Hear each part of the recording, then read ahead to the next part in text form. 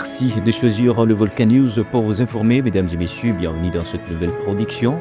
Un seul titre à la une de ce journal. Des violents affrontements sont signalés depuis le matin de ce vendredi 25 avril 2025 entre les combattants de l'APCLS et le 123. Tout de suite, le détail.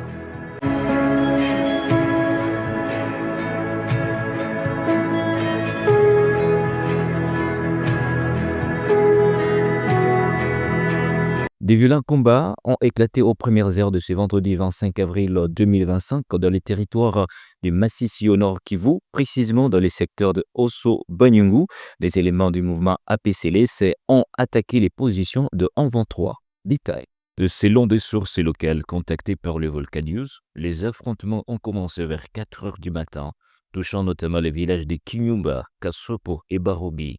Ces violences opposent des éléments du mouvement armé APCLS, Alliance de patriotes pour un Congo libre et souverain, dirigé par le seigneur de guerre Janvier Bouingo Karairi, au mouvement M23, accusé d'être soutenu par le régime de Kigali. Selon les informations recueillies, les troupes de l'APCLS auraient lancé une attaque coordonnée contre plusieurs positions tenues par le M23 dans cette région montagneuse. Nous nous sommes réveillés dans une situation d'alerte, entourés par les combats depuis 4 heures du matin. Des accrochages sont signalés à Kinyumba, Kasopo et Barobi, a confié à nos confrères de la place, un acteur de la société civile de Nyabiondo, chef-lieu du secteur Osso-Banyungu. La panique s'est rapidement emparée de la population locale, notamment à Nyabiondo, où les habitants redoutent une extension des affrontements. Certaines sources sur place font état de l'occupation du village de Kinyumba par les volontaires de la défense populaire affiliés à l'APCLS, bien que la situation reste très volatile. Ces développements interviennent à peine 2 jours après la publication d'une déclaration conjointe, le mercredi 23 avril, par le gouvernement de Kinshasa et les représentants de l'AFC M23. Que faut-il attendre de la déclaration conjointe signée mercredi 23 avril 2025 entre le gouvernement congolais et le M23? Alors que plusieurs forces armées sont signalées sur les terrains, des inquiétudes planent autour de l'exécution de l'accord signé entre les deux parties prenantes. Suivez. Le premier défi reste celui de la présence d'acteurs armés non signataires, particulièrement les groupes armés Wazalendo, actifs dans certaines zones du nord et du sud Kivu. Leur position vis-à-vis de la déclaration demeure floue et toute action hostile de leur part pourrait compromettre les efforts en cours. Autre défi, la nécessité pour le gouvernement et l'AFC M23 de poser des actes concrets de désescalade. Cela impliquerait d'instaurer un climat de confiance, d'éviter les provocations aux mouvements militaires pouvant raviver les tensions. La moindre friction pourrait tout faire voler en éclats. À cela s'ajoutent enfin les défis de coordination diplomatique. Il est crucial d'articuler les engagements pris à Doha avec les efforts déjà menés par le président togolais Faure Gnassingbé, médiateur de l'Union africaine. Cela permettra d'éviter les chevauchements aux contradictions entre les deux processus en cours. Malgré tout, cette déclaration conjointe est perçue par beaucoup comme une avancée significative sur les longs et difficiles processus de paix au pays. La mairie de Béni annonce le début des travaux communautaires dits Salongo pour ce samedi 26 avril 2025 en vue de contribuer à la propreté de la ville menacée par l'insalubrité. Ici, je vous propose de suivre le commissaire supérieur principal Nyofondo, maire de la ville de Béni. Le vice-gouverneur nous a appelé, moi ensemble avec le 4 bourgmestres, pour nous dire que il a constaté que la ville de Béni est très sale. Alors nous devons faire quelque chose pour qu'on essaie un peu d'arranger la salubrité de la ville.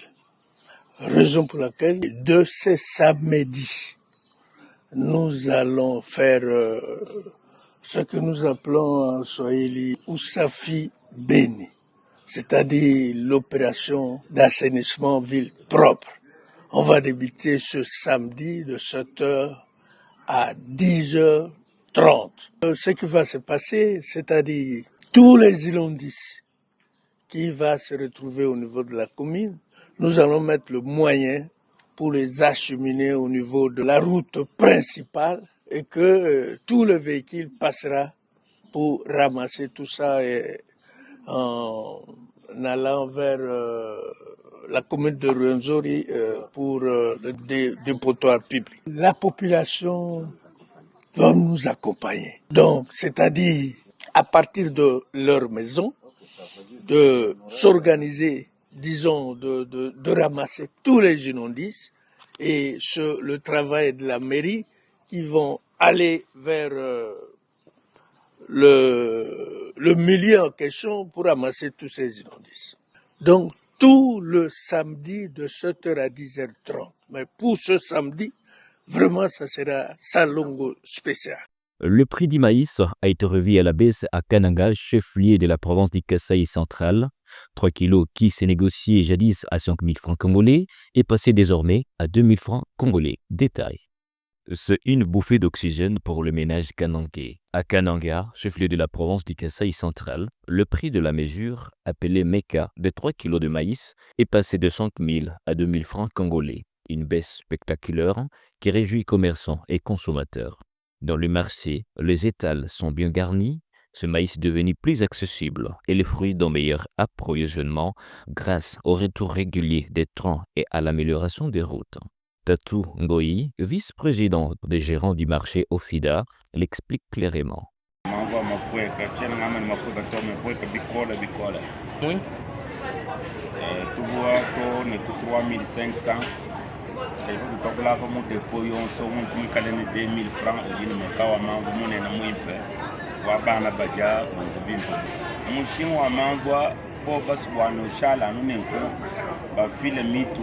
kumanda ikale yambulo manvwa régulièrement bafile tutumba kumanda wa kulongola jila yo imilongola mitu ikweke yambule bintu bakwenda chabanyishe mangu na shibwa mangu kumanda eyo chakwe kwa mangu kweka mbwalu tokupeta mitu yabunyi yakutukele bintu yabunyi sangu kwarka mangu.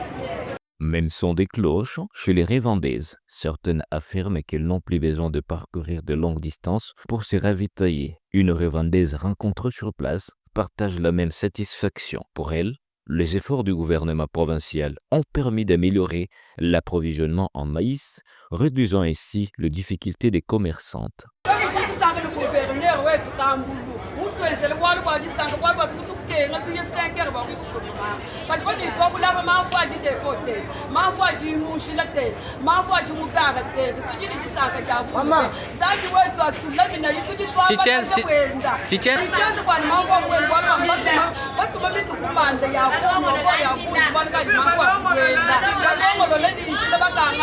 La stabilité du prix du maïs à Kananga représente un tournant pour l'économie locale, un soulagement pour les consommateurs, un encouragement pour les producteurs et une preuve que l'investissement dans les infrastructures commence à porter ses fruits. C'est donc toute une économie locale qui respire. La stabilité du prix du maïs ouvre de nouvelles perspectives pour la province, une occasion à saisir pour construire une chaîne d'approvisionnement durable, profitable à tous. Voilà ce qui met fin complètement à cette édition du journal. Merci à vous de nous avoir suivis.